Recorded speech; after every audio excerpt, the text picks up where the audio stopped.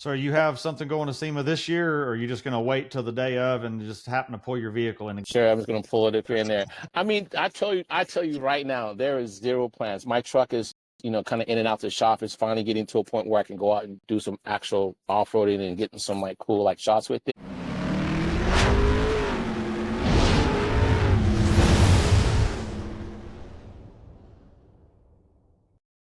All right, we're back with another Modified Rides podcast. I'm your host, Brandon Burrell. Today, we have someone that I've worked in the same circles with for the last several years, someone that's actually done some photo work for me. Usually, a photographer does their own work, but when you like somebody's work, you kind of got to reach out. So today, we have Brian McGee from It's Just Brian. So what's going on, Brian?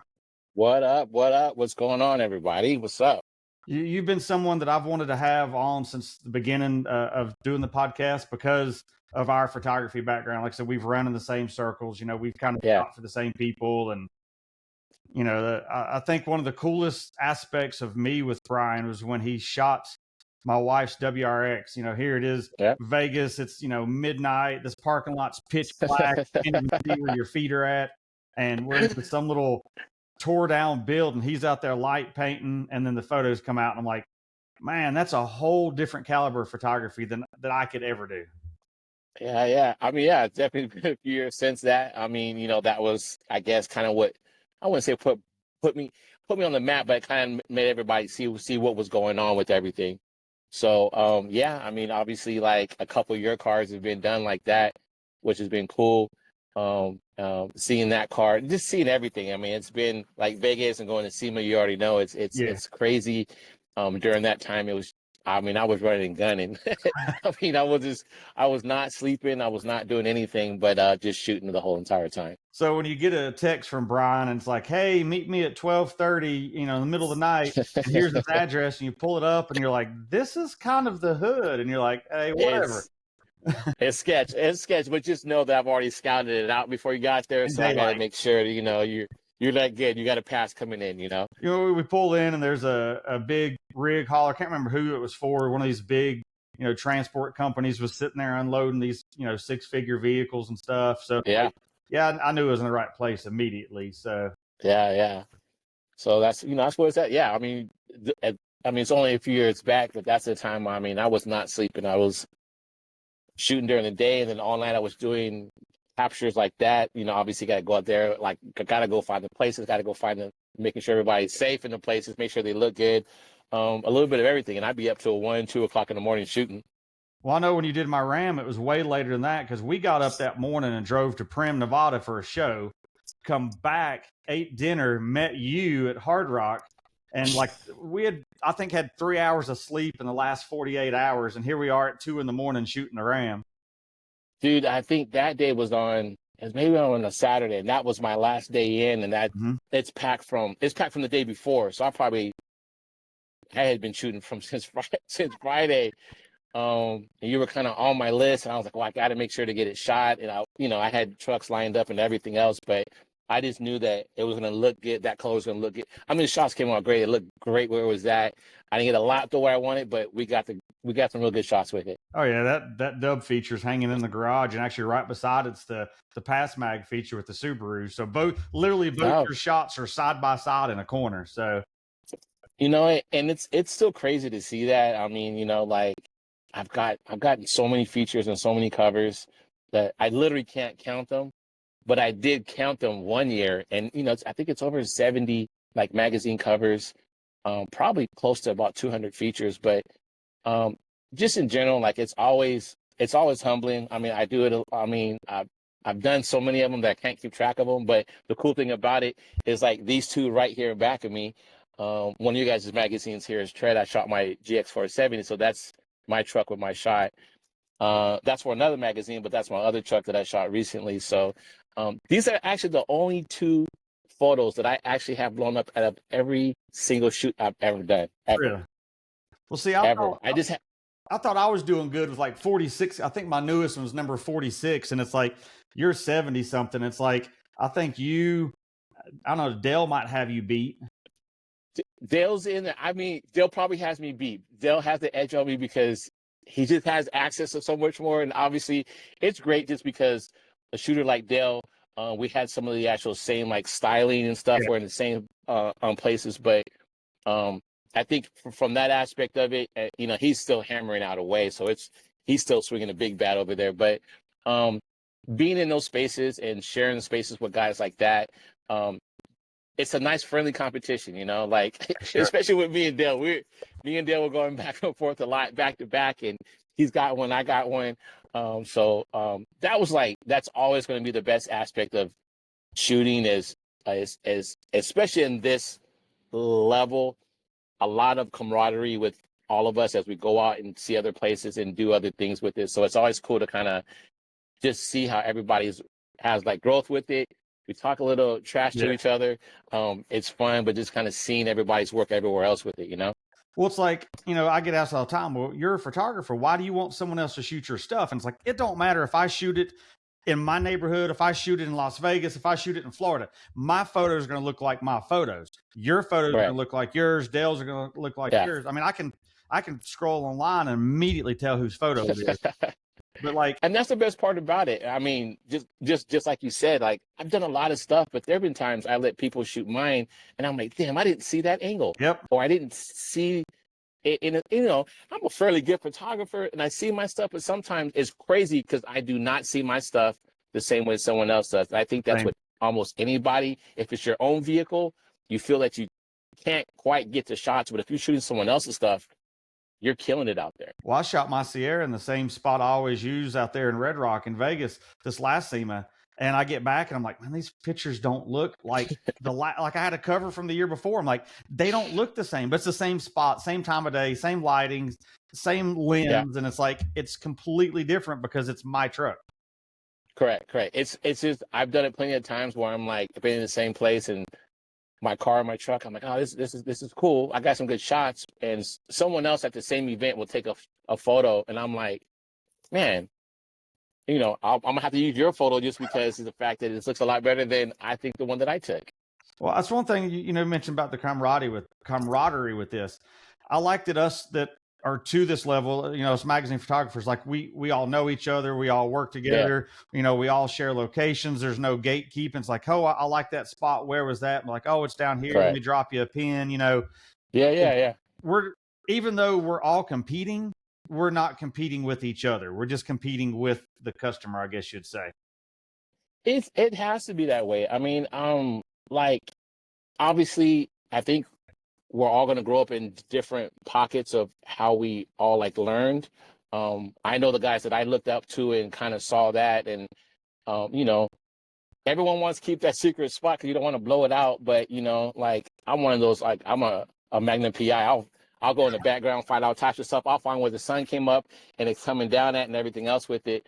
But it's just getting to a point where I don't know. There's so much out there. I've learned there's so much out there. I can't get it all. I wish I could. That'd be a nice check. Yep. But if I can't get it, I'd like to share some of that with the people that I work with, the people that I know I can get some stuff with, because I've also learned at any given time, if I have something, I'm probably going to end up calling you up. Hey, man, where's that spot, or who's that person, or where's that car, or where's that truck at, so we can all have a chance at.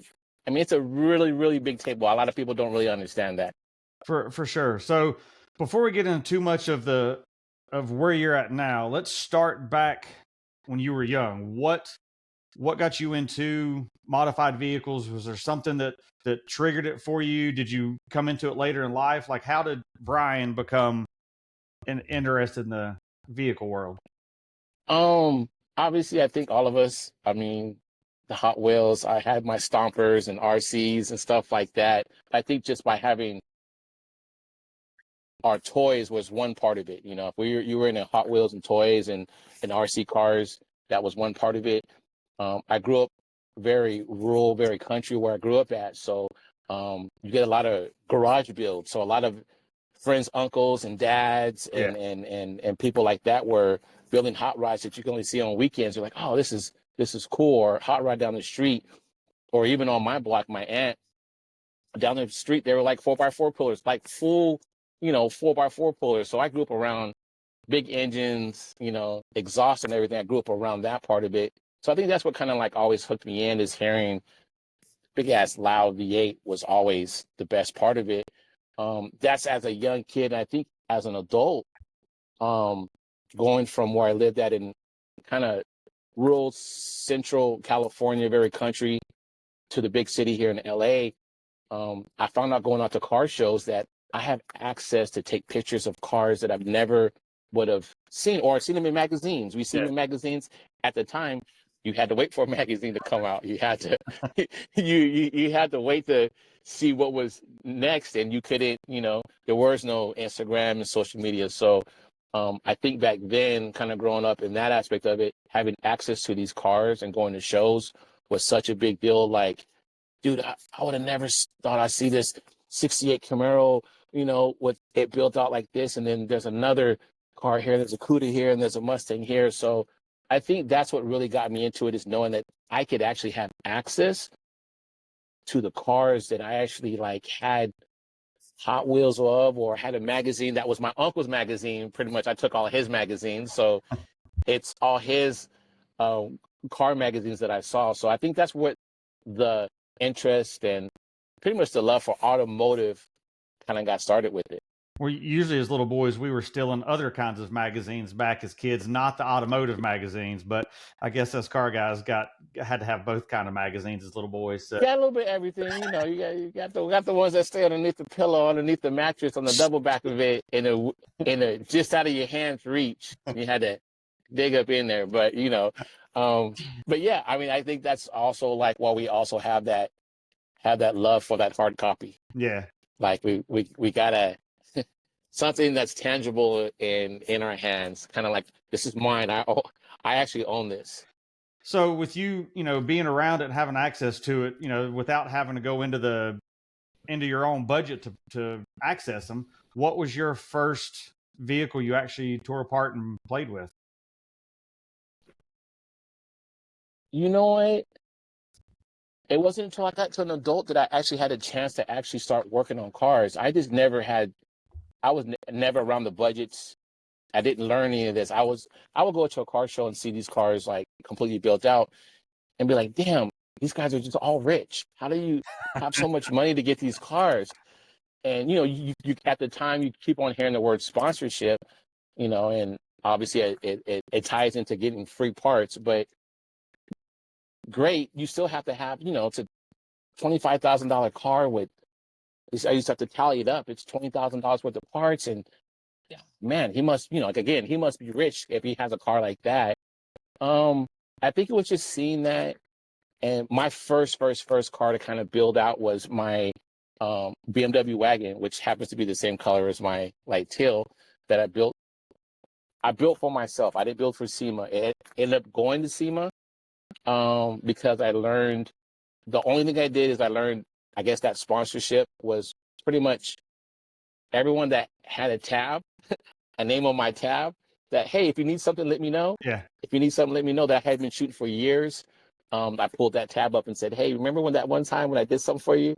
Can we get that? So my first car ended up being a build for me. They ended up going to SEMA, which was great, but I ended up calling in favors, which I didn't know at that time were building out build partners, I should say. So your first custom vehicle wound up going to SEMA?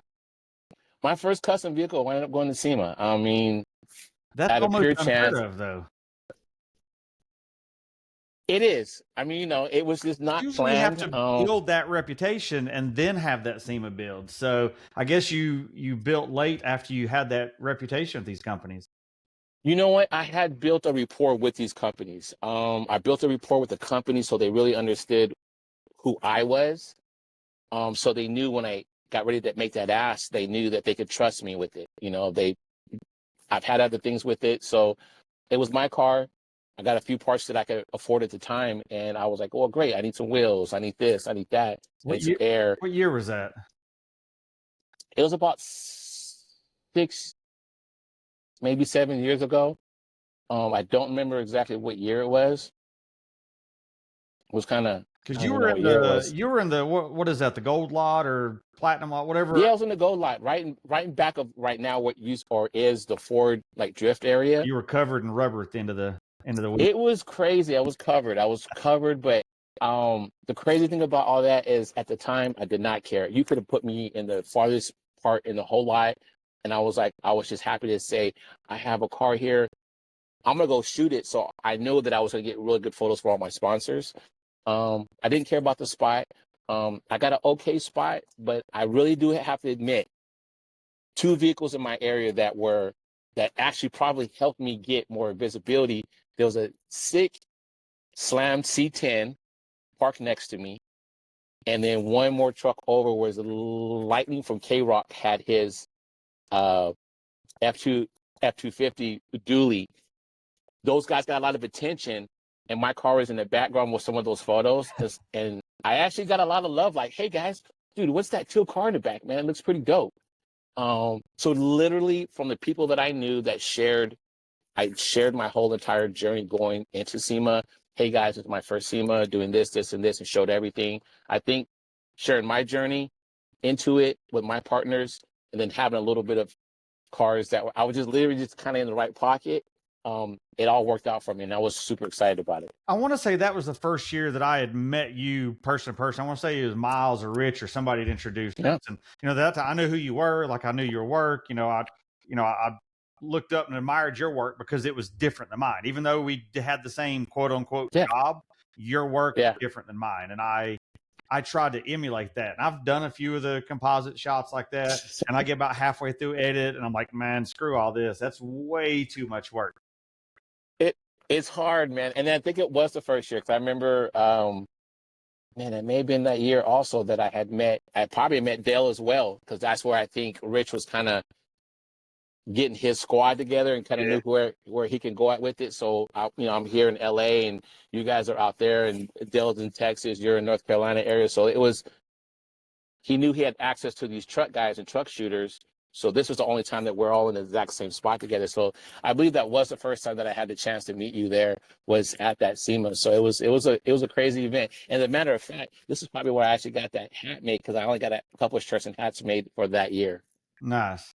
But yeah, I mean, people like you, Dale, Johnny O's, like some of these people, to me, even as a photographer, like you guys, even though we're in the same world, the same realm, I guess you'd say the same level, you guys are always larger than life to me, because like you're in another state. I'd see your stuff online, and I'd see your stuff in the magazines, and it's like, I'd love to be like that. But then I have people, same thing, look at me. They're like, I'm in that realm, but I don't see myself where you guys are, but we're on the same level. So it's weird to me. I mean, definitely it's always appreciated, obviously, on that right there. So thank you on that. But it's just, I think, and I guess it's weird to say this is the first time also in my life that I've even had that opportunity. The short of it is, I used to pick up magazines and be like, oh my God, these guys are probably getting paid a lot of money, which we know that's not the case. So we definitely know that's not the case. But I was like, man, I would love to be that guy that takes the photos, like it's doing this. And never really had that mentorship, I should say, or even like a camaraderie to have that. So opportunities were like given, I took full advantage of them, and I'm just a study of everything. I can copy any type of imaging and I would see it. If I liked it, I'd figure out, how did he do this? There was lighting, and to find out night lighting and all that extra lighting was a different monster. So mind you, many sleepless nights on YouTube, scouring, how do you do this? How do you do that? How do you edit this? So I think now it becomes a little bit easier, because I can see your work, you can see my work, or even a person like Dale or even Johnny O, just seeing everybody's work. And now I can actually personally hit you up and be like, hey, what lens did you use on this shot, or what was your exposure like, And so I think it's a lot better now with it. That's the thing that really got me going. I'd go to shoots with Johnny O or Mike Alexander or somebody, and their camera would be sitting on a tripod. Same thing I did when you were shooting the Subaru. Like, I'm like, all right, why is your setting this? Why is your exposure this? Like, without asking those questions, I never would have learned. So I guess on that topic, how did you get into doing the photography thing of it? Did you go to school? Did you teach yourself? Like, what was your gig in it? So a camera in my hand, just taking photos was always a deal. I just kind of just took photos of just stuff. It was, if we had to take group photos or friends or family, it was always me taking the photo. So I was just good at, I guess, compositing the actual photo, Yeah. making sure everybody was in it just by taking the photo. I didn't know that that's what it was called back then. I just took a good photo here, They were in a the good photos, straight all that photo. mattered. Yeah. Everyone has a good straight photo. No one's got their head chopped off or anything like that. And I think just out of that was just trying to just get to a point where I did not go to school for any of this. I didn't go to school for any of it. I got a few compliments on, oh, you take really good photos. Then I got, how do you take better photos? Obviously, discouragement became the amount it would cost for you for gear Yeah. and camera gear. You're like, oh shit, I can't afford thousands of dollars for camera gear. Let me get really good with this point and shoot right now. That's what, I guess that was what my deal is, kind of like the underdog. Like, you're not going to outwork me. You can have a better gear than me. You can maybe even have more talent than me, but you're not going to outwork me. And I found out just through everything that I've been going through with like sports and stuff, you know, the hardest person working in the room is the ones that'll get it done. So that's what I just learned. Work hard and try and figure out, okay, how did he do it? We have the internet. We have YouTube. Let me go and Google it. Let me find it. Let me see. Now I found a name that went to a photo. Let me follow him. Let me befriend him and be like, hey, you know, like I got guys like William Stern that was super awesome and still killing it out there in Florida. Anthony Anderson. Those are two guys that I kind of saw shooting car stuff. I'm like, God, man, how did they do that? I actually took some of the car stuff and applied it to the truck stuff as why I was able to initially kind of stand out at first. But YouTube University, Google University is how I got good at it. I would ask when it was necessary, but if I didn't have to ask, I'd be on Google. I'm talking about hours and hours on end. Well, I used to go to Books A Million or Barnes and Noble or something. I'd spend hours on the magazine aisle trying to figure out who the editors were, what their either phone number or email, because this was before all the social media stuff. You couldn't just pull the editor's name up and find it. Right. I'd hey, I'm in this area. Do you have anything in your world I can shoot, whether it's a Mustang or a bike or whatever? Oh man, actually, I've been trying to find someone, and it just stumbled across it, and that editor would introduce me to this guy, and it just kind of snowballed. But it's the same thing, you know, hours of researching to find out who to talk to. Yeah, and that was it. I mean, my breakthrough in all of this was, as we keep on bringing up Rich, you know, used to work at Dove Magazine as an actual editor.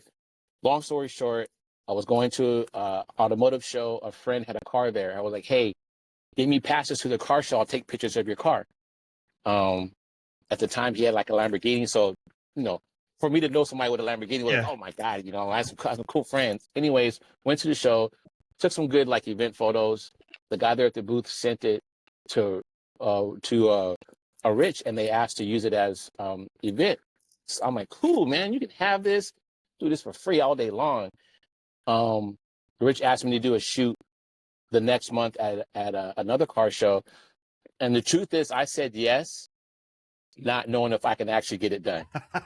And that was your first magazine shoot with Rich. It was the motorcycle. It was a Hayabusa motorcycle, a tribute bike from Tap Out. They had a tribute bike. I want to say Charles White, but one of the guys from Tap Out had died, and they made a tribute bike for him. Yeah. Long story short, Rich asked me to go and take the photos. I'm like, yeah, sure, no problem. I got off the phone like sweating. How am I going to do this? But I said two things. I said, either one, he'll like it enough to keep on going with it. If he doesn't like it, he'll just say that he doesn't like it. I need to know where I stand at. I need to know how good I am. I need to know if I'm good enough to continue, or if I need to do a lot more homework. So did you know Rich that's really, or know who he was? I did not. I met Rich I didn't even meet Rich yet. I actually met him through another guy at the event that introduced me on the actual phone call. I didn't know who Rich was. I didn't know what his name was. I didn't know he was the editor of that magazine. That was just my first entry level to like Dove Magazine. And at that time, Dove Magazine was the hottest thing on the actual shelves, you know. I So think, that was my entryway. Yeah, I think Dub's the only magazine that the editor wasn't the face of the magazine, because Miles was always the face of it, and Rich just correct, liked being in the background. He's like, I don't want to be the face, like. But every other correct. magazine I've ever worked for, the editor was the face of it. And you know, and that's just the way, I guess, the way it works, and where it works good with it. It's a good formula that you got somebody in the background who just wants to get the work done, who just wants to put out good work. There's always going to be the guy in the front that wants to, I guess, be like the face and brand of the company, which is good. But you also have to think that Dub was a brand before it was a magazine. Yeah.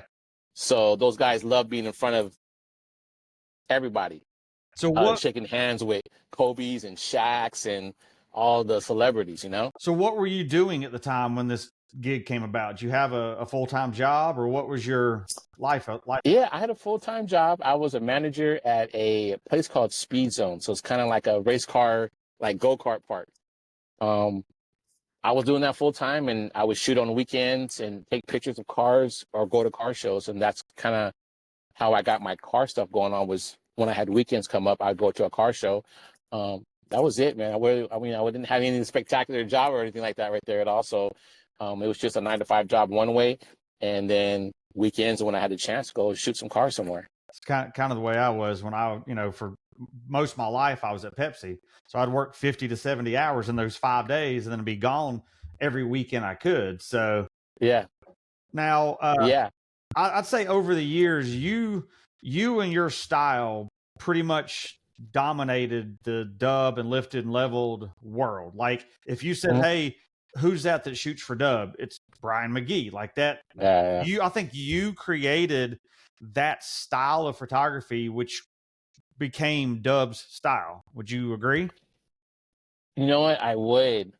Again, I do have to credit that to the editor, obviously, like Rich Yeah. kind of seeing that. But yeah, I'm not gonna lie. It was when you really look at it and that aspect of it, and never thought I would ever be like that. But when you really look at it, my goal was to do something that hadn't been seen before. Like, you know, you get a guy in front of the camera, in front of the car, got his arms crossed up, and Yeah. that was always the shot. Trying to get in the cars where like you're not going to imitate this. I know you're not.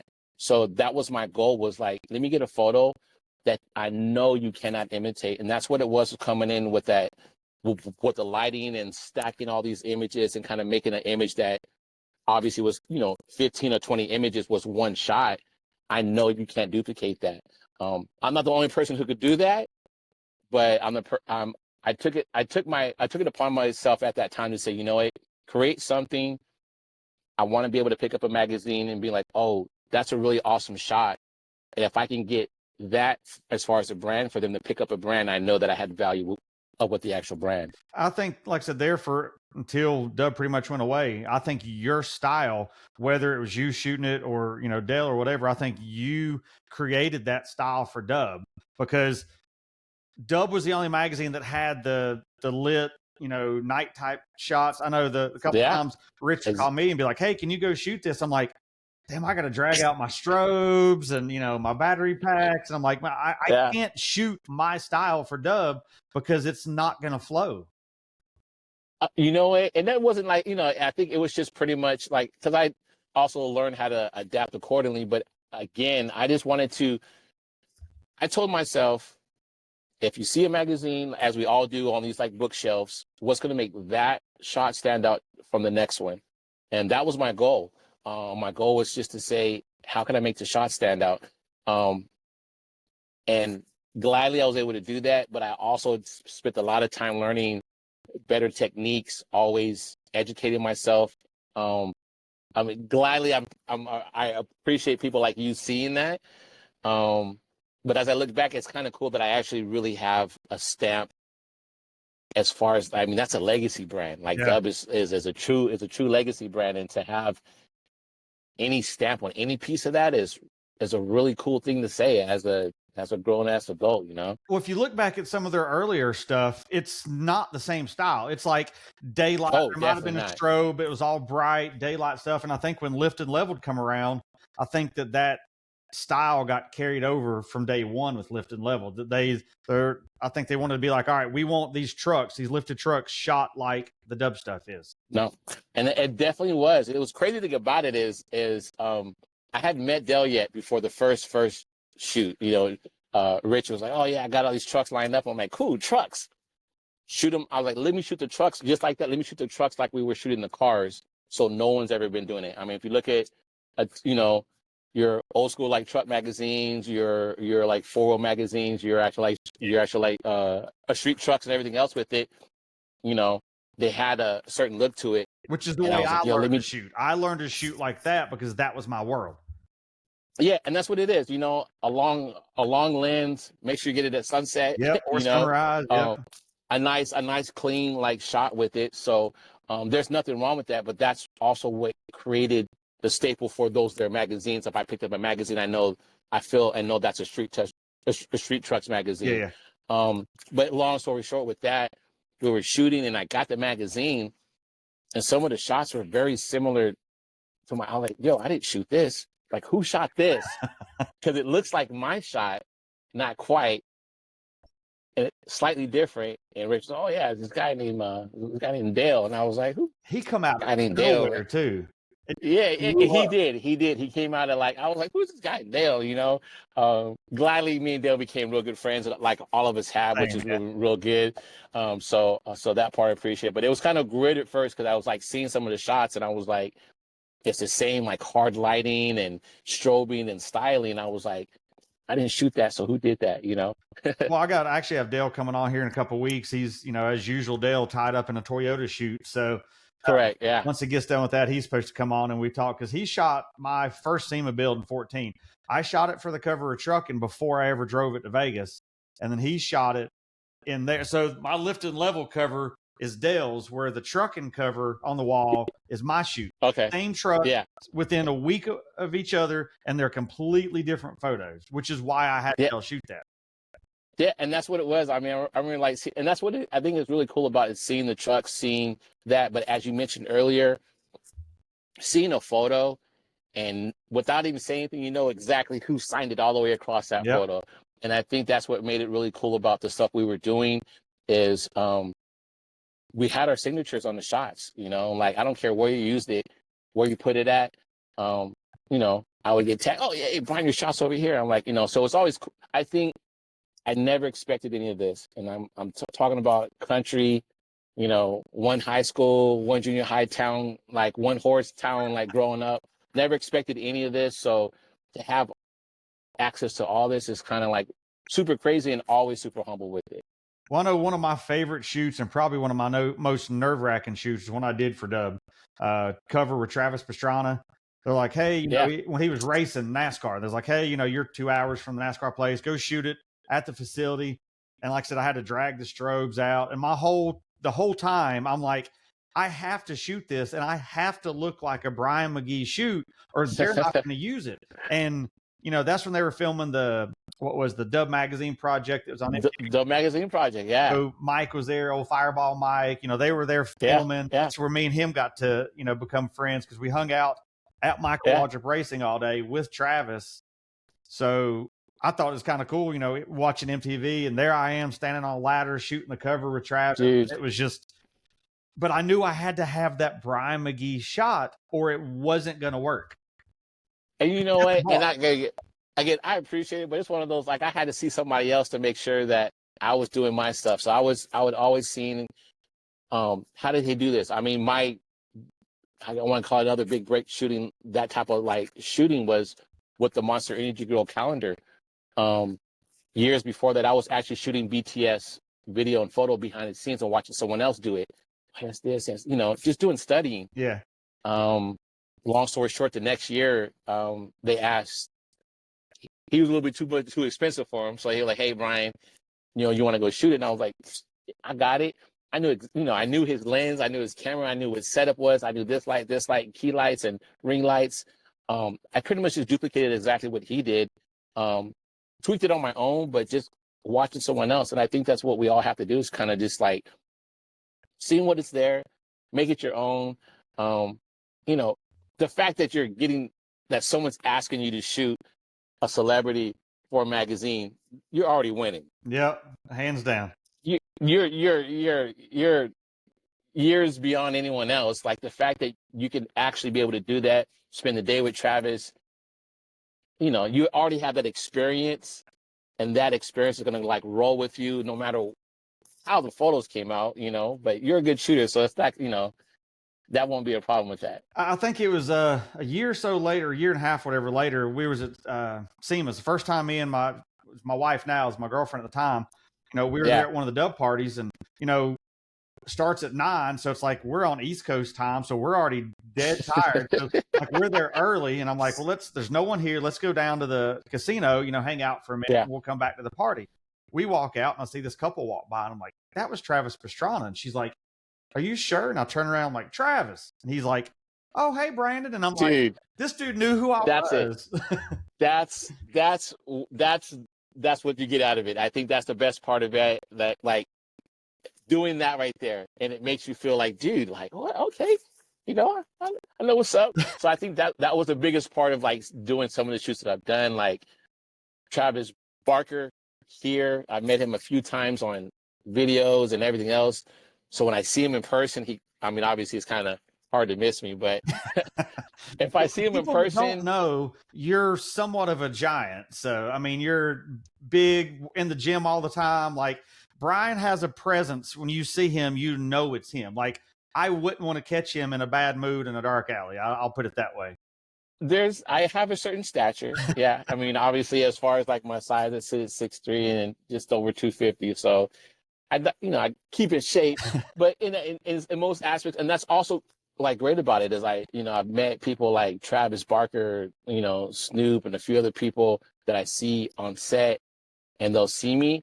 They may not know me by name like all the time, but they like, oh, hey man, what's up? So I think that's also been, as I said earlier, just those experiences. Like, are you really like? Can you really like? Who else can really say that you really know? Like, dude, I did a photo shoot, spent the whole day at the track with Travis, and then I randomly ran into him and be like, hey, Travis, and he turns around and knows exactly who you are. So I think those experiences from what we do is what's going to be the best part about what we do. So, I guess that would lead into what is your favorite shoot you've ever done in this whole lifestyle? Man, you know what? I probably don't have a favorite, but I mean, one of my most memorable shoots was literally my first cover shoot. It was for Rampage Jackson. Um, it was again, I got the call from Rich, and it's nerve wracking when you get that. You know, like I've been shooting for him here and there, and I got to shoot for you. You know, Rampage at the time, Rampage was like really big Yeah, UFC. he was the man at the time. I think what got me more is Rich said, "Hey, it's going to be on the cover. Shoot it, portrait, shoot it the cover." I had never really been shooting portrait wise. Everything has been landscape. Oh man, well, you know, I got lights that have to be plugged in. I got no mobile stuff, so I got to have like 100-foot like cord that comes out of the house somewhere. And Rampage is not a small dude, but crazily we're about the same size when it went in person. And he's a character, bro. He is a nutball. He is about as crazy as he always is on camera. So it made it cool, but I think I also learned to take away my nervousness. It's just be me. Just have fun, smile. They're everyday crack people some just like jokes. we are. And I think that's what it is. I think that's definitely what I've learned by doing stuff like that. And that shoot right there, he was super cool to be with. But that was my first time being on the cover. They were actually shooting the magazine as well. So the fact that I'm shooting a cover for a magazine, they're shooting it for MTV, which will be on TV. I might not have my whole entire front shot of it, but you're going to know it's me. I think that was my most, it started everything, but that's my most memorable experience all in all, because, you know, there's a magazine, there's a celebrity, there's cars, they're shooting it for TV. Yeah. Like, dude, I'm just a country ass boy. What are you talking about? And I'm on TV doing these things. So that's one of my more memorable shoots, because that's just kind of like having that experience and being able to share that and seeing, like you see Travis, I see Rampage and seeing places, and you know, we'll go at it and talk a little bit of trash to each other. So it's really cool to kind of have that experience and be able to have that seed with me as as long as I can keep it with me. Yeah. I think a lot of people see these celebrities, on TV or on the internet, and they think, oh, they're untouchable, this and that. But you get them away from the Yeah. camera, like not our cameras, but away from like Yeah. public. They want to talk just like everybody else does. I remember I had a Yeah. shoot with Cliff Averill from the Seahawks. He handed me Okay. a Yeah. Super Bowl ring and put it on. My buddy put it on. And my buddy Chris with the orange Tundra, that we Yeah. had there. He Yeah. was like at SEMA. He was like, man, how far do you think I could get with this ring? And I remember Cliff's like, you realize I chase people down for a living, right? Chris was like, all right, here's the ring. You can have it back. But it's like they're everyday people, but we see them online or in magazines or on TV, and they're untouchable. They're celebrities, but I guess, at the end of the day, they're still everyday people like we are. They are. I mean, I don't think I've had a bad experience meeting anybody like that. Usually they're pretty good. And by craziness, it's just like you said, just talking to them. Hey, what's up, man? How you doing? Oh, we're gonna do this right here. Great. I think once they kind of learn that, even for them, they kind of like, okay, cool, dude. Let me just go ahead and get these shots over here with it. So, I mean, I think the only other time I kind of, I want to say they got kind of thrown off, but I actually met the Miz. Yeah. The crazy thing about it, I'm not a wrestling fan, but I remember seeing him on the Real World when he was first on there. And I was like, hey, I'm old enough to know when you were actually not a wrestler, you were this. He's my height and my stature, so I didn't expect that. And I think it was crazy. I have a picture like holding the belt. I had friends that just went nuts. They were like, dude, you got the belt around you, got the Miz. And it was just like, I think it's just things like that, just to have those conversations. I don't get to have them as much anymore, but I think when you really look back at it, the stuff that we've done, like that's some memorable stuff. Like everyone's on IG now doing everything all the time. So everybody feels too accessible. But there was a time that we were doing shoots and stuff, and you're like, dude, this is my magazine. This is the person I talk to. I have a picture with him in like BTS. So I think that's the best part about, everything we've been doing with it. And I think the people that, like I say, the kids that are doing the photography stuff now, they don't see the hustle that we had to go through. They're straight out of high school on the internet, 100,000 followers, like doing everything, where we were having to hustle to even get that first step. And that first step led to the second step. So it's just like you're saying, man, like, I mean, to get a photo in front of a company or in front of a magazine or in front of an editor, man, you know how much, that's a work. That's work. Like if I didn't know you personally and you didn't have these things right here, how am I going to get access to this person right here so he sees my photos? Yeah. I got to send him an email. I got to figure out where he's going to be at. All these other things with it, like I said, it's everyone's on Instagram. I could put up a photo. I can put my whole album up there, send you a link, and you have everything. Yep. We didn't have that before. You may have had some stuff, but you had to put it in front of somebody. So they definitely do not understand the grind, but I also think that's why we appreciate it more. I agree as well. I mean, the internet wasn't there. We were having to mail, at least I was, mail CDs of photos to people and, hope they loaded right. And, it didn't get lost in the mail. Not even flash drives, dude. We had CDs. You're right. We had to burn them on CDs. If they were too big, then you had a couple of CDs you had to send in. Or a DVD. It's just stuff like that right there. So I think that's part of the hustle and the grind and what we had to do in our day, which it wasn't that long ago. It was just crazy. So how long you been doing this? So you said what, 7-8 years ago? Yeah. I mean, I feel old. I think my first, I mean, I've been doing like photography for over 20 years, but I think my first like professional photo shoot was close to probably like 14 years ago, man. So I've been sitting in here and still doing it and still staying active, 14 plus years and still have my name in print, which is super cool. So the fact that, like the cool thing about it now is, I'm out shooting, then I'm shooting your car, I'm shooting your truck, and we didn't even have a chance to mention, didn't even realize that your truck ended up being picked up by SEMA. Like as cool as it was for you to see your truck on there, it was cool to see my photo being used. Come on, it's SEMA. Are you kidding me? Like I don't think It's we ever seen. talked about that. I know Rich had hit me up. He goes, "Hey, SEMA's wanting to use a bag truck for their ads. Can you send me some photos?" I'm like, "Yeah, I have some photos." I said, "But you have Brian's on file because I don't think Dub had come out at the time. I know because It wasn't, or it wasn't. they cut I back don't think that. their issues. Yeah, they hadn't come out, or the issue didn't come. The issue it didn't come out in print yet, because it eventually did. But Well, it took 2 I was like, years yeah, for that to come. I took Rich. I was like, Rich just had a library with my stuff. I almost forgot what I didn't shoot.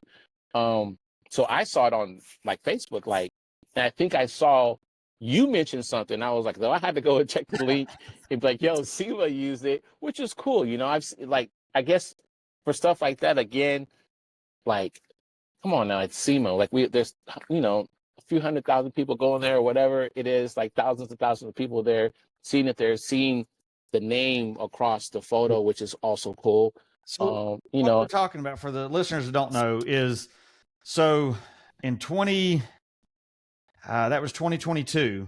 Yeah, because my RAM was there in 19 and they didn't have it in 20, and it was there in 21. So 22, they used Cranberry on the ad for SEMA, emails, magazines, whatever. But it was a full page ad that SEMA actually used. And, I had people was like, "Well, aren't you upset they didn't use your photo?" I'm like, "No, Brian's photo of that truck is probably one of my favorite photos of the truck. My truck's still there." So I actually used that in 22, and I'm like, "Hey, I'm building something next year." I'm like, "Oh, what do you got? Who are you?" I was like, the SEMA ad. And I was like, "Oh yeah, the Ram." I'm like, "That's mine." And they're like, "Oh, SEMA using your truck? Oh yeah, we'll send you what you need." Like, got the juice on that one right there. That's what's up, man. the one year But I that's what didn't I have mean. a build, my truck was still there. I mean, it's again, it's just cool to see that. I mean, that one obviously on a high platform. Obviously, I know the owner of the truck, so it's not just a photo going out there. It's a really, and at the time, the photo wasn't really anywhere else. No, I think I had sent you photos, be like, "Hey, don't tell Rich I sent you these photos. You get to look at them, but don't, you know." So I guess at the end of the day, it's, for me, just knowing that these names and companies and brands can use my images and what I wanted to do before, like, have a staple to where my look has a certain look with it. And then for a company like SEMA, or even other companies that I've seen use my photos, like, that's where like the branding and everything else comes in with it. They want to use my photo to sell their product. That means I have to have a good enough photo that they can make money off of the photo that I'm telling them to go and use with it. The rumor was SEMA was going to use that image as one of their shirts that year, but something, I think Miles or somebody said something like they couldn't get the numbers right or something, so they wound up not running. It's like, that would have been so badass to have that on a SEMA shirt. Like, I'd have been like, "I'm retired, I'm done. Like, Dude, can't get anything higher." and you know what? And that's kind of like, I mean, that I did hear that also. I didn't hear what the actual details on it were, but it was kind of like, again, it's kind of cool to see stuff out there. Like, I've seen some of my photos get out there that they ain't supposed to, but they worked their way out there, had some legs. And I'm like, well, they didn't ask me, but that is kind of cool where it's sitting at, like, I can't take away from that. But that's kind of like how I felt this year at SEMO using my actual truck this year was, you're at I can retire now. I'm at the highest place I could possibly be at with my imagery or my build, and be like, yeah, I'm good, man. What else is there? What else is there? That's a good segue into the SEMA thing with you. So you had your car there the first year, your BMW wagon, and then when was the next year you had something there? Crazily, I think it was 2 years later. And mind you, none of these were planned.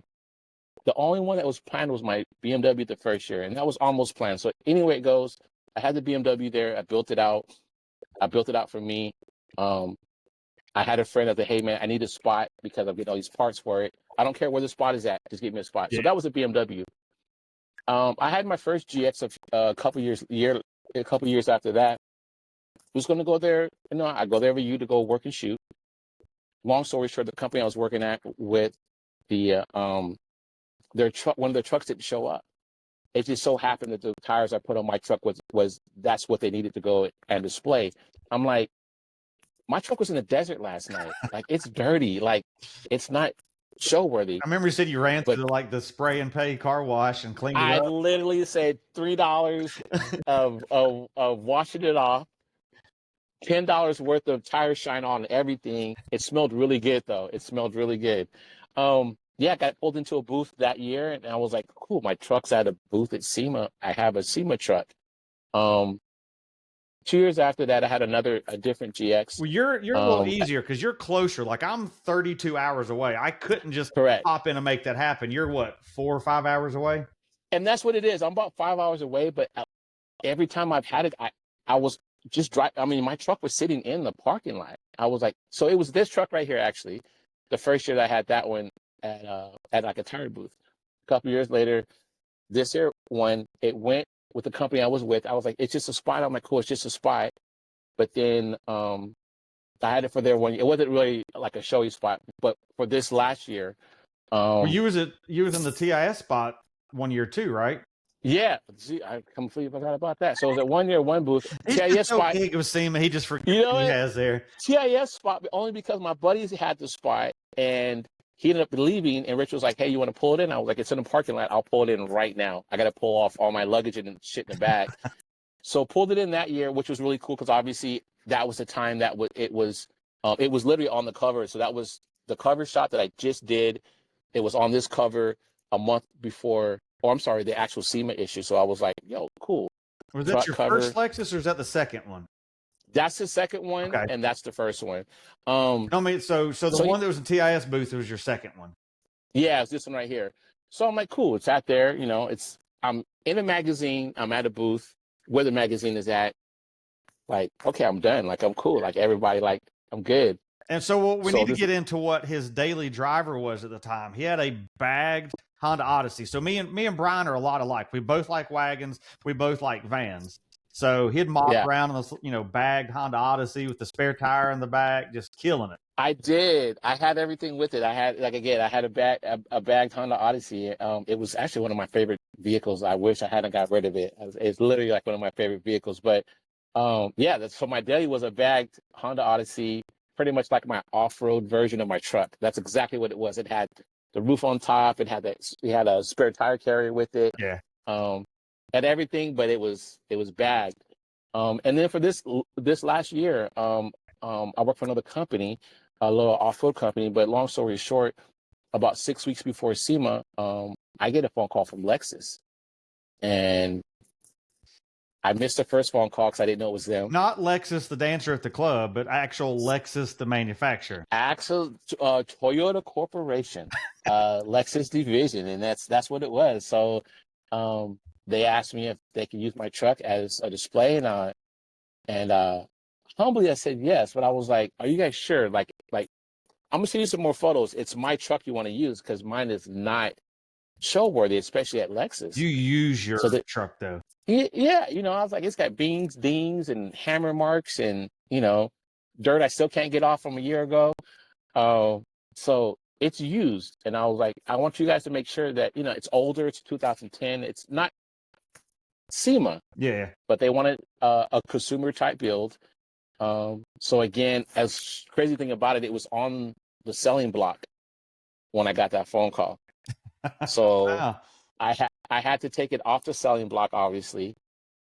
Make one more round of phone calls with like build partners and stuff. Say, hey, it's going to go to SEMA. And that was my big deal this year. Like, this has probably been my coolest thing about it is I've never built a car for SEMA. They've always been my personal vehicles that just happen to get spots at SEMA. And this one here this year got a spot at the Lexus booth, front and center. So this was like, for me, was like one of the biggest, like, okay, all right, guys, I can go ahead and throw in a towel after this. We're good. We got covers and everything. I know the Street Trucks booth was right down from where you was at, and like we were setting something up, whatever. And I walked by, and I remember looking, like, that's cool. And I'm like, that's Brian's. And I'm like, no. And I seen your logo on it. I'm like, yeah, dude is in the Lexus booth. I'm like, he said he had something coming, but you wouldn't say what it was, and it was sitting there in the corner of the Lexus booth like that. Though it's not been a SEMA, that was the Ford spot for years. And then when Ford backed out, Toyota moved there.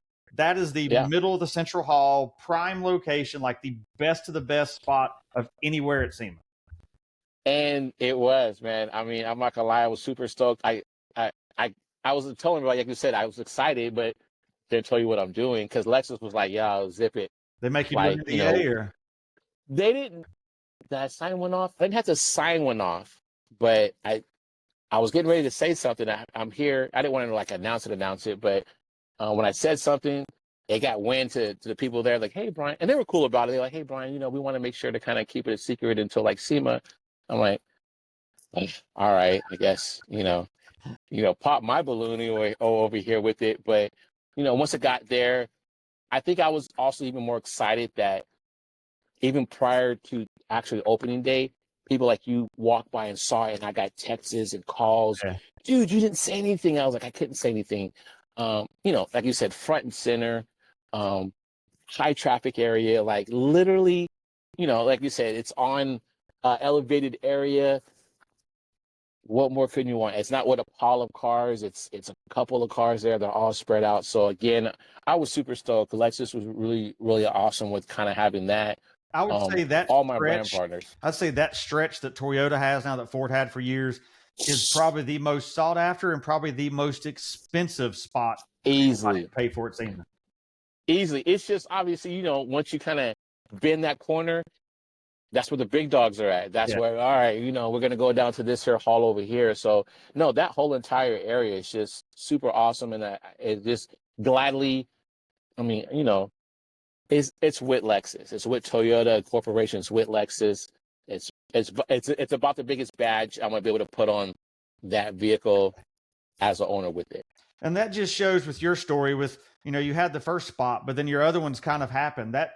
That shows that even though you weren't set out to build stuff, your connection with these companies allowed you, you hustling and working and shaking hands with these companies and getting out there shows that you don't have to be a quote unquote builder. As long as these companies work with you well, they're willing to reach out to whoever works with them. And it's the same thing I do with all, like my sponsorship stuff. If I have someone, Drop Stars or somebody call me and go, hey, we need you to show Atlanta on Saturday. I'm in Atlanta on Saturday. Like that's just how it works. And I think that's the actual difference is people, that's another big thing with it is when it comes to like sponsorships and build partners is a lot of people don't understand the value and keeping that. It's a relationship. It's a partnership. Gladly, we're in a position that we can take these photos and create the content that those companies the need. Marketing materials, yep. And I think that's always been the advantage that I've had, and people like you have this, where instead of just giving me parts, you're going to ask for photos. Oh, guess what? I know a guy, so you're going to get your marketing material out of it for sure. And then it's just keeping those, it's just a relationship. Like, hey, hey, if you guys ever need anything, I have a vehicle here. If you need more like photos, I have this right here. And you know what? Hey, I sold the old truck. Getting a new one, would you be willing to that? And I think those relationships is what we value the most. And those companies see value. They see value in that relationship. Well, it's like, this is the first year that I'm not doing a rendering. I didn't do a proposal, none of that stuff. Like I literally had this year's booth spot at SEMA lined up and all the parts lined up while still at SEMA 23, because I worked so much with these companies. They're like, oh, you're doing another one? Cool. You're done. Oh, you need a spot? Cool. Here's your spot. Already confirmed. We know you're going to carry through. So don't worry about it. And I think that's what it is. I mean, if it's your builder, or if you're a car builder, or what we do is just, I think at the end of the day, building that value, building that relationship. Brand. Yeah. I've had to call back people that I hadn't probably contacted within a couple of years. Say, hey, I used your stuff a while back. I'll have a new build. Would you be willing to do some work with us? And I think that's what it is. That's the value in that extends past social media, extends past just a post on like social media, is we have personal relationships with these people. Yeah. And you've also been on the other side of that as well, because you were brand manager at Fuel for a while. Yeah. So just before this current job, I was a brand manager at Fuel. I did XD and Motor Metal as well. So Will Pros is where I was at, and just working at Fuel. So Fuel seen pretty much the conglomerate of the biggest aftermarket wheel company in the universe as we know it. And then having a chance to be with Fuel and kind of seeing how everything worked as a business part of it. So the cool thing about that and being a brand manager there and doing the actual marketing there was really, really seeing how everything works, from like getting the photos and putting it into marketing, how the marketing dollar works, putting it into magazines and ads, um, all the way to the end consumer and wholesale dealers and stuff like that. So that gave me a really great experience of really seeing how a company in whole works when it comes to marketing and branding and stuff. Well, I know when I left Pepsi, you were one of the first I reached out to because I had a few wheel companies and suspension companies like, hey, we need you to do this, Yeah, looking at events manager, brand manager. I'm like, all right, let me hit Brian up because I know he's going to yeah, give me the real what I need to do or not need to do. And you had actually sent me a shoot for Fuel. Some, a local guy yeah, had the wheel. So back to the whole, we work with each other. Like here, Brian is a photographer, but sends me a truck to shoot because it's in my area on a new wheel that's not been released yet. yeah, yeah. And that's what it was. It was like, that's where I think it comes back to building our relationships is, you know, obviously like it's a small, like I have a small circle of the people that I've reached out to because I know I can trust. Like you're one of them, and Dale's the other guy. So if I'm not traveling up and down California, I'm sending them out to Dale if they're just out of California area. Dale, you got this. And when they're out towards your area there, and I have one other friend in Florida area. So um, it's just one of those. I know, okay, if I can't put my hands on it, I know I can reach out to people like yourself And and know get it's it going to done. come out right. Yeah, and that's all it is. And I think that's what it is. It's just a trust value. I mean, we know each other's work, so we know what you need with it. And that's it. It's just as simple as that. Well, I had somebody at US Mags at LST was asking me about shooting some stuff. He's like, you familiar? Are you in the the Will Pro system? I'm like, yeah, I've shot for Fuel, shot for American Ford. Yeah, yeah, I'm yeah. like, oh, if you're in the system, don't worry about it. Just shoot me an invoice. We'll take care of it. And That's the easiest part. I mean, once you like, and that's what it is. Like, I mean, obviously they're a really big company. Once you're like in certain circles, it becomes easier. I mean, Will Pros for me was a great resume. I mean, obviously, like there wasn't any brand that I didn't shoot for there, that I didn't shoot an ad for when it came to all the truck stuff, KMC, Fuel, um, US Max, American Racing, Rotiform Wheels, yeah. um, American Force. Every single brand that was there, I likely ended up doing some type of marketing stuff while I was shooting there with them. And that's the thing that me and you both have in common. We've both had to hustle to get to that place. You don't just walk out and go, I'm just going to shoot for these companies. Like you have to create your brand for them to recognize you. And I know me and you are Yeah, both on the same page with that. We've started at that bottom and now we have companies reaching out saying, give us X, Y, and Z.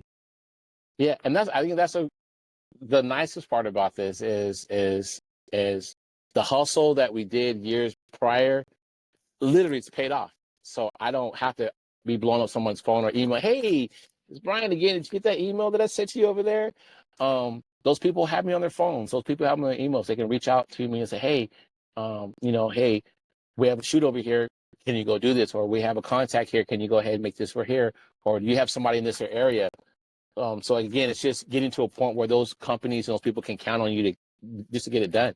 Well, I know after I left Pepsi after that 22 years, I took a couple months and it's like, I'm going to chill for a minute, went to SEMA. And Yeah, I know like me and you had a conversation and you were yeah. like, dude, don't worry about it. There's enough people that Oh, you're good. You're going to step right into it. yeah, I had no clue where I was going. I had no clue what I was going to do. I had people after me. I'm like, I'm not making any decisions till I come back from SEMA. And yeah. after having And conversations with people like you and other friends at SEMA that year, I was like, yep, I'm doing my own thing and running my own brand and moving on with it. man, I mean, obviously it's crazy. I mean, especially to come from something that's been so solid for so long. I'm Guaranteed sure paycheck. it was a little bit like scary for you to kind of jump into it. But as you said earlier, I think that's the best part about it is knowing that you can ask somebody, dude, let me make this phone call, let me make this email, let me go talk to my buddy. Because I've done this with other like friends. Like, man, what do you think about this? Well, do this, but don't do that. So I I'm grateful for the people that I'm around and I can be around and make those phone calls too and say, hey, I need something or I need some advice. Gladly I have that now. We had to build it, but I'm glad that I have it now because I didn't have it when I first started. I didn't have anybody to ask anything. Yeah. So I had to learn everything. I had to learn the people and learn the business and learn everything as far as like taking photos and everything with it. And there's a business behind just the photo. So we all know like the photos, a great part about it. It's the cool part about it, but there's a business part of how we do everything, Yep. you know? So throughout the years, it's been great with it. Well, I had a local house builder reach out to me. I'd actually used one of the houses he built for a cover shoot I did. House wasn't even Yeah. done, shot a old C10 in front of it. It was this crazy multi-million-dollar house. The owner showed up while we were shooting, you know, and when I first got with her, I'm like, hey, I got your number from your builder. I hope that's okay. It's gonna be the weirdest phone call you've had. I want to shoot a truck in your driveway. She's like, well, what do you mean? Is it going to leak in my driveway and blah, blah. I'm like, no. It's like, not, this is who I am. Here's my website. Not sure if you're familiar with SEMA. Immediately. Oh yeah. Me and my husband go every year. I'm like, yep, I'm good. So I knew I was in. The builder reached out to me and goes, hey, I've got a Mecum auction truck I need shot. Would you be willing to shoot it? I'm like, I shoot like 200 Mecum vehicles a year. And he was like, there's someone local that does that. And I was like, yeah. And I'm like, so you never know where that next phone call or email is going to come from, just from the contacts of doing what we do. And I think that's what it is. But I mean, that's the best part about it is gladly, I also know that we're on a different level. So that access is a little bit smaller, which is good. So there isn't 100 kids out there right now. I'm glad we're not coming out right now because you got to compete with Instagram and Instagram kids. And I'm glad they're good. These kids are good out there. But they didn't have to build a foundation on what we did, which was actual people and an actual photo. Like I had to physically hand you something to say, hey, here are my photos. Take a look at them. If you like them, call me. Or when I'm editing, here you go. Yeah. So I think that's where we came from is knowing the value that actually had value. That CD, which turned into thumb drives, all those had an actual value to it. So we know what that is versus just doing a swipe and like a like on it, Yeah. So what's the future hold for the It's Just Brian brand? Where are you going in the near future? Man, and I've been sitting on this for a while because so as of right now, I work as a brand and a marketing manager for a company called Attica 4x4. So we do off-road parts for Jeeps and Broncos and Toyotas and stuff like that. So pretty much like the bumpers and sliders like that. Yeah. I've been here for about a year and a half. It's been great to kind of like really take everything I've learned as far as marketing and branding and everything, and I can now control all that, which has been the great part about that part of it. So that's the 9 to 5 part of it. But I still will pick up a camera and be like, yo, let me go show these youngsters. I still got heat. Let me go show these youngsters what's up. So I think this year, truthfully, is taking some of the stuff and just doing not necessarily a rebrand, but just maybe a revamp because I keep on forgetting, though maybe people like you have probably seen my old stuff. There's a lot of people out there who haven't seen stuff that I shot 2 or 3 years ago, or even 4 or 5, 6 years ago. That will be brand new to them. Yeah. So part of the goal is to kind of bring back some of the stuff that I know has got some traction and can get some stuff, putting it back out there, and then kind of getting the brand excited again. I want to go out and start doing some more photo shoots. I got some video guys that I work with, so kind of creating a media crew around me, and just going out and doing, hopefully, just doing more cool shit, man. I mean, I know I see stuff out there that kids are good at, but I know there's still some stuff I'm like, you guys can't mess with me. I'm gonna pull this camera out. It hurts some feelings. You definitely have that Master Jedi touch there. Like you do have that level that I think a lot of people should aspire to be. I know I do. And when I shoot stuff, like when I'm doing anything strobe related, I'm like, all right, is this going to look something that Brian would be happy with, or is this just going to be straight garbage? Like, and it takes so much time to set up strobes, and you've got to move this one 2 foot here because it's a hot spot here, but then you move it, now it's got a glare here, and it's a lot of work to do that versus just straight camera shooting. And I think that's exactly what ends up happening is, like, gladly I've been able to kind of like flip back and forth. I think for a little while I was kind of like staying away from strobes. I'm like, okay, I feel like I was overdoing it. I got to get back to making sure that I can take a good photo and have the right lighting with it and get that snapshot that makes it look good. So I think that kind of forces the balance of the things that you're doing. You know that if you really need to kind of pull some more tools out the toolbox, you have that. Not everybody can do that right now. It's crazy, editing damn near has AI with it. I could all this shit that I spent fucking hours cutting shit out and zooming in and trying to get out of it. You get this. Just Lightroom And now has more stuff than Photoshop did 5 years ago. God, and it's crazy to see that. But I think for us, as I want to call it the old heads, but we still got that talent. There still takes a baseline talent of, like I said, you have to have the eye. Yeah. If you don't have an eye to go and capture that, you're not going to start anywhere with it. So I think for me, kind of sharpening that tool again and sharpening that knife again, it's still there. I still got it. And I just want to just make sure that I can create, I guess, a new wave of people seeing my work. Gladly, I have people like you around and friends that I grew up with, and Dale and and Rich and all these other guys, kind of like seeing the work that I've done throughout the years. But I forget, man, I got stuff that I can pull out that I did 4 or 5 years ago that still, man, I think it'll be brand new on the actual internet. Your Now, night shots at SEMA where you would pull a vehicle into the road out, like move it 10 foot to shoot it, and you have all the the trusses and stuff all in the background. Like as soon as I saw one of those, like, yep, that's Brian's. Like, you're the only one that mastered that at SEMA in the outdoor sections. Dude, and I tell you right now, again, that happened. Most of that happened by accident. The first year I did that, I did it only because I couldn't get inside.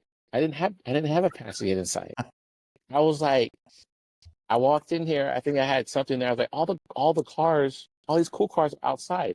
So I did my light painting outside. I did cars that, and I had guys that were like, what's this guy doing? Like waving them. This is all we see. Waving bugs. Don't worry about it. Yeah, like he's snapping.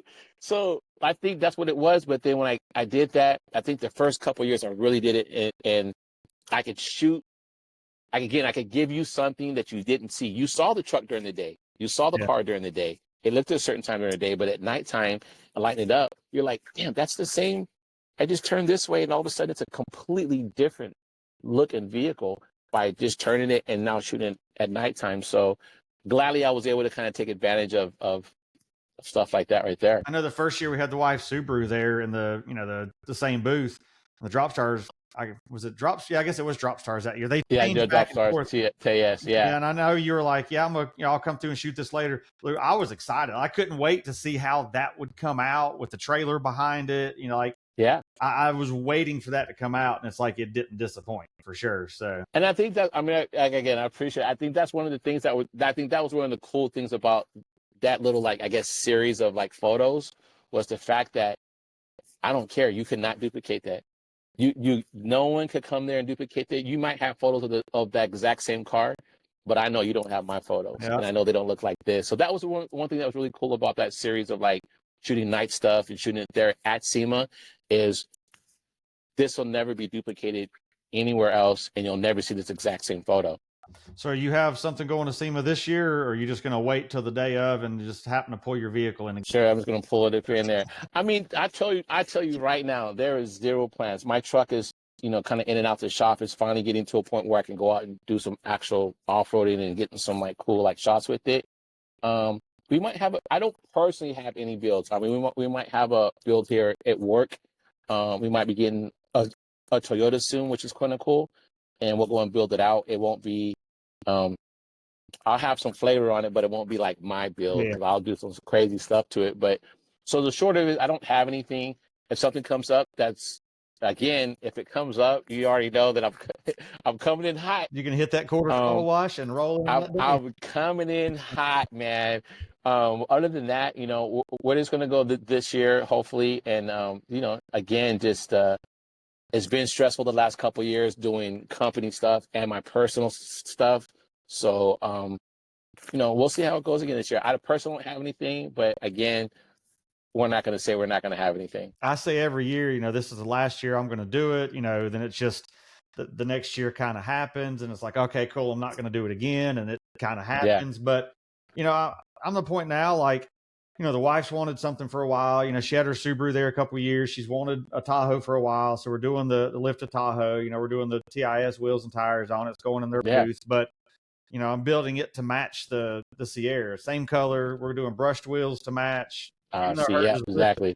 Doing the red interior, so it'll be a his and hers. But No, and that's good about it. I mean, I think gladly we have a lot of boxes checked off.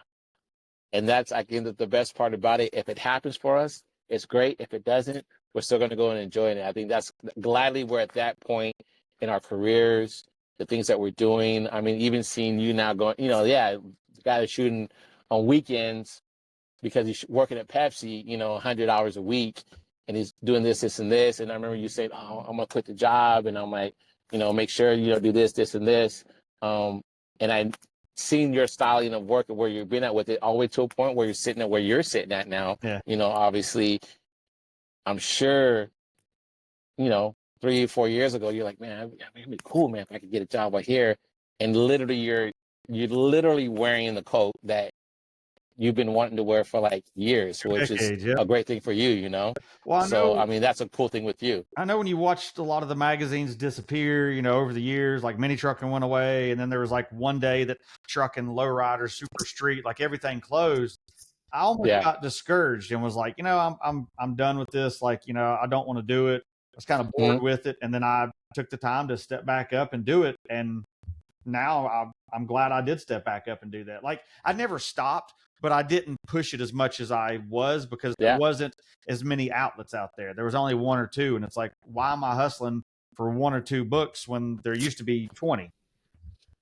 And I guess that's a testament to yourself. You know what I'm saying? There isn't 20 or 30 outlets. There is a handful of outlets. And for, like, you have to really look at like everything you've done has put you exactly where you want to be at with it. Like the relationships, the shoots, the contacts, the things you're doing literally put you in this exact seat at this exact time when it was needed, I So had somebody say the other day, said, usually people use an editor role to push their career to create something. And it's like, you're the only one I know that's created a brand that got you that. Like, I did it backwards from what most people have done. It just, it just fit. The simple thing about it is it just fit. Like, you've always been, when it comes to shooting, you've always shot. That's your street trucks. Street trucks has always been your stuff. Like you can tell in the way you're shooting, the stuff that you already have. Like, pretty much that was like the period on everything else you were doing. Gladly, like I said, stars aligned and everything happened the way it did. But if you didn't do everything else the way you did, it wouldn't happen the way it did. So it's just simple as that. Now I got this podcast. I get to talk to people I've become friends with over the last 30 years of going to car shows. And, like I said, give some of the enthusiasts a background to who people like Brian McGee is, some stuff in my background, that kind of stuff that most enthusiasts don't see. That they see the finished product, they see the show that's already there. They don't know what the show promoter went through. They see the magazines, they don't know how it works. They see the finished photo, they don't know you 3 o'clock in the morning in the dark shooting. So easily, and that's what it is. I think a lot of it now, gladly with you having this right here, you'll have a platform to kind of, so people can know, people will be able to put a face to everything, but they'll also be like, yeah, I didn't know that. And it also becomes a learning experience or another outlet for them to want to learn something. Oh, okay, I have this guy here. Great. I didn't know he did that. Let me start following him on Instagram and let me see what he's doing here. And maybe I can do that. So gladly, this is a outlet that we didn't have, 7, 8, 9, 10 years ago when we were doing everything. So, that's a great thing with it. And I plan to touch on all demographics. I know there's like classic truck podcasts. I know there's like mini truck podcasts. I've dealt with everything from European performance to lifted to classics to, mini trucks. So I'm trying to dabble in all of it because I've become friends with so many people that deal with so many different aspects of it. Well, again, I think that's also part of it. I think as much as from the outside, it looks like there is a lot of different categories, we also know you throw a rock and you're going to hit three of us. You know, it's that small. So I think from the inside, it's not as large as we all think it is, because we literally know every single person we're pointing at. From the outside, it looks like 100 different things, and this guy's sitting over here, but you don't like realize those two guys are really sitting right next to each other. Yeah. From the outside, it looks like they're completely like different people and everything, but those two people inside are literally sitting right next to each other. So for people to find out more about what you do and who you are, what's the best way for people to find you? Instagram, and as simple as that is, it's just Brian. So IJB is it's just Brian. So how did you Spelled all come the up way with out. that as your Instagram name? You know what? I think at the time I was sitting here and trying to figure out names, and you want to figure out cool names or something that just really sticks. You're like, and I wanted to. I don't know what clicked in my head, but I want it simple. You know, like it's just me. And I said like it's just me, like it's just me. I don't want it to be, this person here and this person here and da da da da. It's just Brian, and I wanted that name and that brand to sound just like that when we're having a conversation. It's just Brian, you know. So I think it flew off the actual tongue easily. It took me a few years to find this here logo, but I'm really happy with like everything the way it looked like. Now you'd be like And me, it incorporates. redoing all mine this year, so I'm trying to like. I was torn whether I should change my logo, but we kept the oval, and it's like it's been 18 years. Like it was time to modernize it a little bit. So You know what? It took me I don't know how many iterations of the IJB logo or Brian logo or McGee photography that I've had throughout the entire years. So this one worked out. It looks good. It feels good. People know it. So I'm completely happy with it. yeah. So if y'all run into Brian at a show, don't let his size scare you. He's a big teddy bear. So he will shake your hand, you know. So I might give you a bear hug on that right there, but that's about as violent as it might get. well, I appreciate you coming on, man. I know we've played tag a little bit. You're crazy busy with what you do, so it's definitely an honor to have you on to discuss some of the photography aspect and what you've done in the industry. Appreciate it. But thanks for having me, man. I'm glad that things are working out and everything that you're doing. This is different, and you got the magazine.